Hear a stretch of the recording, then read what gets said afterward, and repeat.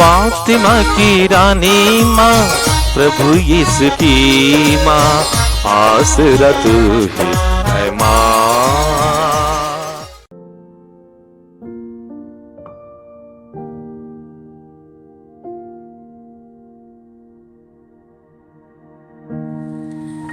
पहला पाठ निर्गमन ग्रंथ अध्याय 2 पद संख्याएं 1 से 15 तक। लेवी वंश के एक व्यक्ति ने एक लेवी वंशी कन्या से विवाह किया। उसकी पत्नी गर्भवती हुई और उसके एक पुत्र उत्पन्न हुआ। माता ने यह देखकर कि बच्चा कितना सुंदर है, उसे 3 महीनों तक छिपाए रखा। जब वह उसे और अधिक समय तक छिपा कर नहीं रख सकी तो उसने बेंत की एक टोकरी ले ली और उस पर चिकनी मिट्टी और दामर का लेप लगाया। उसने उसमें बालक को रखकर उसे नील नदी के तट के सरकंडों के बीच छोड़ दिया। बालक की बहन कुछ दूरी पर यह देखने के लिए खड़ी रहा करती थी कि उस पर क्या बीतेगी। फिरौन की पुत्री नील नदी में स्नान करने आई। इस बीच उसकी सखियां नदी के किनारे घूमती रही। उसने सरकंडों के बीच उस टोकरी को देखा और अपनी दासी को उसे ले आने को भेजा। उसने उसे खोलकर देखा कि उसमें एक रोता हुआ बालक पड़ा है। उसे तरस आया और उसने कहा, यह इब्रानियों का कोई बालक होगा। बालक की बहन ने फिरौन की पुत्री के पास आकर पूछा, क्या मैं इब्रानी स्त्रियों में से किसी दाई को बुला लाऊं जो आपके लिए इस बालक को दूध पिलाया करे? फिरौन की पुत्री ने उत्तर दिया, हाँ, यही करो। लड़की बालक की माता को बुला लाई। फिरौन की पुत्री ने उससे कहा, इस बालक को ले जाकर मेरे लिए दूध पिलाओ, मैं तुमको वेतन दिया करूंगी।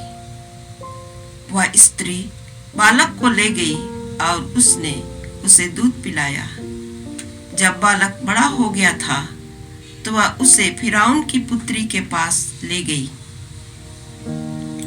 उसने उसे गोद लिया और यह कहते हुए उसका नाम मूसा रखा कि मैंने उसे पानी से निकाला है।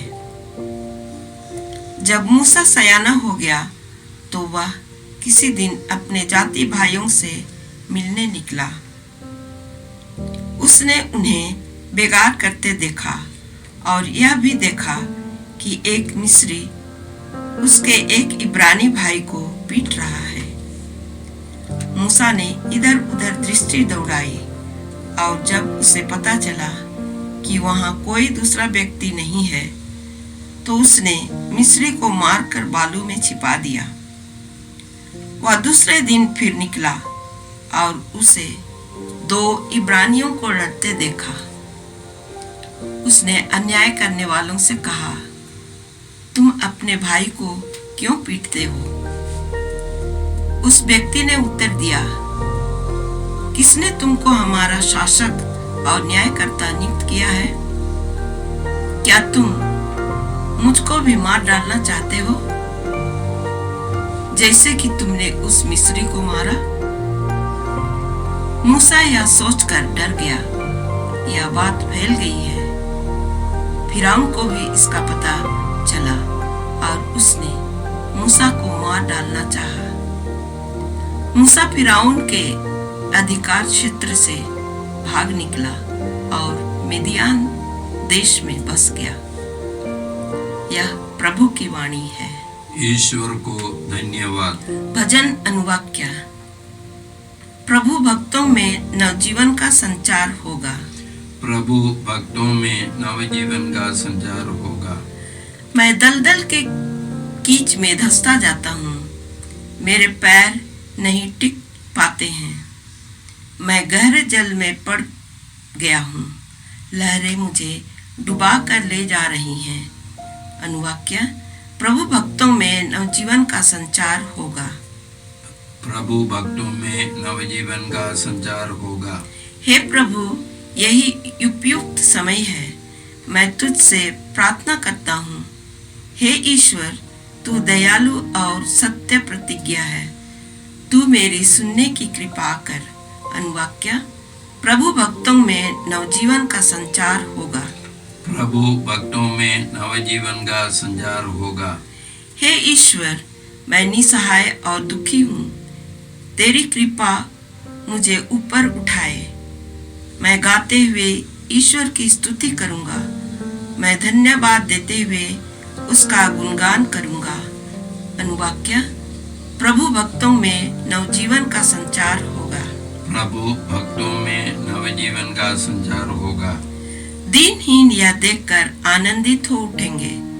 प्रभु भक्तों में नवजीवन का संचार होगा, क्योंकि प्रभु दरिद्रों की पुकार सुनता है। वह अपनी पराधीन प्रजा का तिरस्कार नहीं करता। अनुवाक्य, प्रभु भक्तों में नवजीवन का संचार होगा। प्रभु भक्तों में नवजीवन का संचार होगा। जय घोष। हालेलुया। आज अपना हृदय कठोर न बनाओ। प्रभु की वाणी पर ध्यान दो। हालेलुया। प्रभु आप लोगों के साथ हो और आपकी आत्मा के साथ। संत मत्ती के अनुसार पवित्र सुसमाचार। हे प्रभु, तेरी महिमा हो। अध्याय 11 पद संख्याएं 20 से 24 तक। यीशु उन नगरों को दिखाने लगे जिन्होंने उनके अधिकांश चमत्कार देखकर भी पश्चाताप नहीं किया था। धिक्कार तुझे रे कोरेजिन, धिक्कार तुझे रे बेतसैदा। जो चमत्कार तुम में किए गए हैं, यदि वे तीरुस और सीदोन में किए गए होते तो ना जाने कब से टाट उड़कर और भस्म रमाकर उन्होंने पश्चाताप किया होता। इसलिए मैं तुमसे कहता हूँ, न्याय के दिन तेरी दशा की अपेक्षा तीरुस और सीदोन की दशा कहीं अधिक सहनीय होगी। और तू रे कफरनाहुम, क्या तू स्वर्ग तक ऊंचा उठाया जाएगा? नहीं, तू अधोलोक तक नीचे गिरा दिया जाएगा। क्योंकि जो चमत्कार तुझ में किए गए हैं, यदि वे सोदोम में किए गए होते तो वह आज तक बना रहता। इसलिए मैं तुमसे कहता हूँ, न्याय के दिन तेरी दशा की अपेक्षा सोदोम की दशा कहीं अधिक सहनीय होगी। यह प्रभु का सुसमाचार है। हे क्रिस्त, तेरी स्तुति हो। क्रिस्त में प्यारे भाई बहनों, आज का पहला पाठ हम लोगों ने निर्गमन ग्रंथ से सुना। वहां पर हम लोगों ने मूसा के जन्म के बारे में देखा और उसके बाद चमत्कारी ढंग से 40 वर्षों तक मिस्र के राजा के राज दरबार में वहां के एक सदस्य के रूप में उसकी देखरेख और उसकी शिक्षा, ये सब के बारे में भी सुना। संत स्टेफन अपने भाषण में, यहूदियों के सामने अपने भाषण में इसी प्रकार कहते हैं। प्रेरित चरित 7वां अध्याय का 22वां वाक्य, मूसा को मिस्रियों की सब विद्याओं का प्रशिक्षण मिला। वह शक्तिशाली वक्ता और कर्मवीर बने। मूसा को मिस्रियों की सब शिक्षाओं का प्रशिक्षण मिला। वह शक्तिशाली वक्ता और कर्मवीर बने। उस समय के संस्कृतियों के अनुसार इतिहास बताता है कि सबसे महत्वपूर्ण और सबसे विकसित संस्कृति मिस्र की संस्कृति थी। इस विकसित संस्कृति के सब ज्ञान एक राज दरबार के सदस्य के रूप में मूसा को मिला था। शायद इसका गर्व उसको था। ये सारी शिक्षा अर्जित करके 40 साल के उम्र में वह अपने भाइयों के पास इस्राएली भाइयों के पास आया और उसने देखा कि एक मिस्री एक इस्राएली पर अत्याचार करता है। उसने उस मिस्री को मार डाला और उसको बालू में छिपाया और दूसरे दिन फिर वो बाहर निकला तो उसने देखा 2 इस्राएली लोग आपस में लड़ता है। तो उसने उन लोगों से कहा कि तुम लोग आपस में भाई हो और जो अन्याय करता है उससे कहा कि उससे लड़ना नहीं है। तब उस व्यक्ति ने उससे पूछा, कौन तुमको हमारा शासक और हमारे न्यायकर्ता के रूप में भेजा है? क्या तुम मुझे भी मार डालना चाहते हो जैसे कल तुमने उस मिस्री को मार डाला है? मूसा को पता चला कि लोगों को इसके बारे में मालूम हो गया कल जो घटना घटी है और मिस्र के राजा मूसा को मार डालना चाहता था। इसलिए डर के मारे वह वहां से भागे मिदियान चला गया और वहां पर एक परदेशी के रूप में रहना शुरू किया। ये घटना हम लोगों को एक महत्वपूर्ण शिक्षा देती है। सूक्ति ग्रंथ के 16वां अध्याय के पहले वाक्य में हम लोग इसी प्रकार पढ़ते हैं, मनुष्य योजनाएं बनाता है लेकिन उसकी सफलता प्रभु पर निर्भर रहता है। मनुष्य योजनाएं बनाता है लेकिन उसकी सफलता प्रभु पर निर्भर रहता है। ये हमारे जीवन की एक समझ है, एक बहुत बड़ी शिक्षा है। यदि हमारी योजनाएं ईश्वर से जुड़ी हुई नहीं हैं, ये योजनाएं सफल नहीं होगा, इसमें कोई निरंतरता नहीं होगी, ये धीरे धीरे समाप्त हो जाएगा। हम लोग प्रेरित चरित्र के 5वां अध्याय में पढ़ते हैं,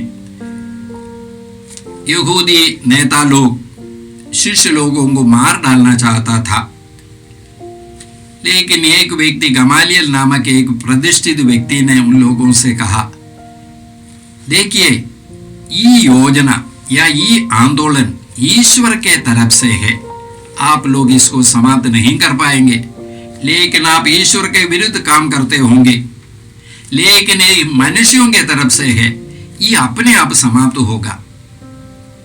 यदि हम लोग इतिहास देखेंगे ये सच है। कलीसिया का इतिहास है।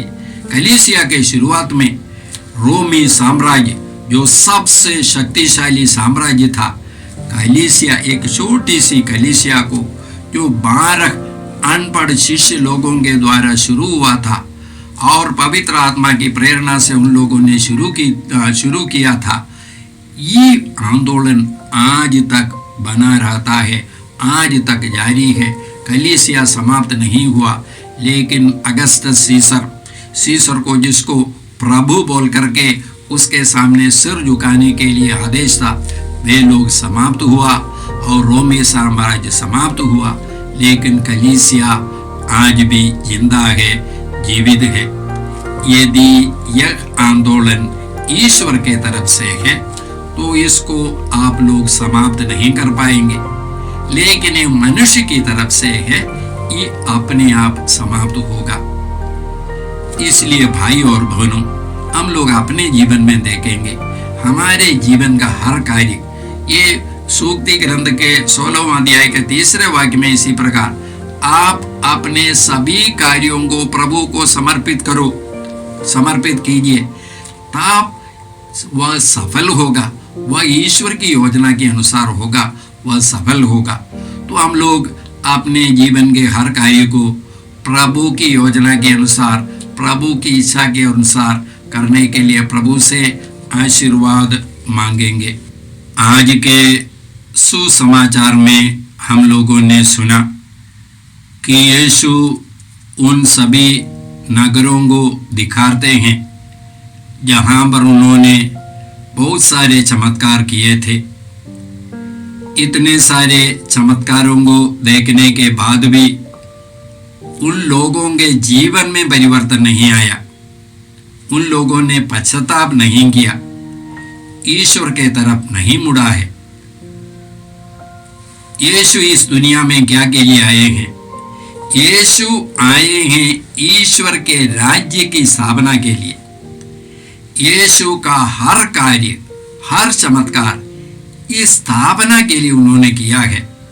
और ईश्वर की स्थापना कहाँ पर होना है?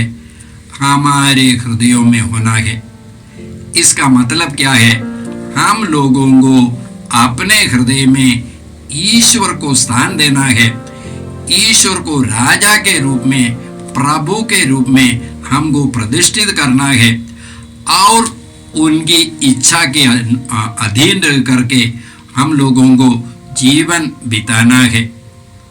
संत पेतरुस के पहले पत्र के 3 अध्याय के 15वां वाक्य में हम लोग इसी प्रकार पढ़ते हैं, आप लोग अपने हृदय में प्रभु मसीह पर श्रद्धा रखें। आप लोग अपने हृदय में प्रभु मसीह पर श्रद्धा रखें या प्रभु मसीह की पूजा करें। माने हम लोगों को अपने हृदय में मसीह की पूजा, ईश्वर की पूजा करना है। हम लोग बहुधा ईश्वर की पूजा नहीं, इस दुनिया के वस्तुओं की पूजा करते हैं। इस दुनिया के वस्तुओं को, संपत्ति को, लोगों को हम लोग स्थान देते हैं, ईश्वर का स्थान देते हैं, प्रथम स्थान देते हैं अपने जीवन में, अपने हृदय में। यीशु ने क्या कहा? इस पृथ्वी पर पूंजी जमा नहीं करो, जहां मोर्चा लगता, कीड़ा खाता और चोर सेंध लगाकर चुराता है। स्वर्ग में पूंजी जमा करो, जहां मोर्चा नहीं लगता, कीड़ा नहीं खाता और चोर सेंध लगाकर नहीं चुराता। जहां तुम्हारी पूंजी है, वहां तुम्हारा हृदय भी होगा। जहां तुम्हारी पूंजी है, वहां तुम्हारा हृदय भी होगा। हमारी पूंजी कहाँ पर है? हम लोग स्तोत्र 73 पद संख्या 25 में इसी प्रकार पढ़ते हैं, प्रभु तेरे सिवा स्वर्ग में मेरा कौन है? तेरे सिवा इस पृथ्वी पर मैं कुछ नहीं चाहता। प्रभु तेरे सिवा स्वर्ग में मेरा कौन है? तेरे सिवा इस पृथ्वी पर कुछ नहीं चाहता। और स्तोत्र 37 चौथा वाक्य में हम लोग इसी प्रकार पढ़ते हैं, यदि प्रभु में अपने आनंद पाओगे, यदि तुम प्रभु में अपने आनंद पाओगे तो वह तुम्हारा सब मनोरथ पूरा करेगा। यदि तुम प्रभु में अपना आनंद पाओगे तो वह तुम्हारा सब मनोरथ पूरा करेगा। हमारा आनंद कहाँ पर है? हमारी पूंजी कहाँ पर है? कुरिन्थियों के नाम पौलुस के पहले पत्र के 15वां अध्याय के 19वां वाक्य में हम लोग इसी प्रकार पढ़ते हैं, यदि हमारी भरोसा यीशु में इस दुनिया के वस्तुओं के लिए ही मात्र है तो हम सब लोगों से सबसे दयनीय है। यदि यीशु में हमारी भरोसा इस दुनिया के में सीमित है, इस दुनिया के वस्तुओं के लिए ही मात्र है, तो हम सब लोगों से सबसे दयनीय लोग हैं। हम यीशु के पास आए हैं अनंत जीवन पाने के लिए, मृत्यु पर विजय पाने के लिए, जो केवल यीशु ही हम लोगों को दे सकते हैं। इसलिए भाई और बहनों, हम लोग प्रभु से कृपा मांगते हैं, ईश्वर को अपने जीवन में प्रथम स्थान दे सके। हमारी हर योजना ईश्वर की योजना के अनुसार हो। हम प्रार्थना करें। हे परमपिता ईश्वर, तेरे वचनों के लिए हम तुझे धन्यवाद देते हैं। हमारे विश्वास के लिए हम लोग धन्यवाद देते हैं। यीशु के द्वारा तूने हमारे लिए जो कुछ किया है, इसके लिए हम धन्यवाद देते हैं। हे पिता ईश्वर, हम प्रार्थना करते हैं जितने सारे लोग इन वचनों को सुनते हैं और जितने सारे लोग आज की दुनिया में तेरे वचनों को पढ़ते हैं, हे पिता ईश्वर, उन सबों को तेरे राज्य की खोज में प्रथम स्थान देने के लिए कृपा दीजिए। ये प्रार्थना हम करते हैं प्रभु क्रिस्त के द्वारा, आमीन। जय यीशु क्रिस्त में प्रिय भाई और बहनों, प्रभु यीशु ने हमें आदेश दिया है संसार के कोने कोने में जाकर सारी सृष्टि को सुसमाचार सुनाओ। सुसमाचार सुनने के लिए और सुनाने के लिए एक अच्छा मौका है। आप कृपया इस चैनल का सब्सक्राइब करें, लाइक करें, शेयर करें, बेल आइकन दबाएं ताकि यहाँ की नई वीडियोस की सूचना आपको मिलती रहेगी। साथ साथ आप दूसरों को भी प्रेरणा दें इसका सब्सक्राइब करने के लिए। याद रखें, कल के मिसा के दैनिक पाठ और उस पर टिप्पणियाँ आज ही दोपहर के बाद हम लोग अपलोड करते हैं। कृपया आज ही उसको सुनकर कल की तैयारी करें। प्रभु यीशु आपको और आपके परिवार को 100 गुनी आशीष देंगे। जय यीशु।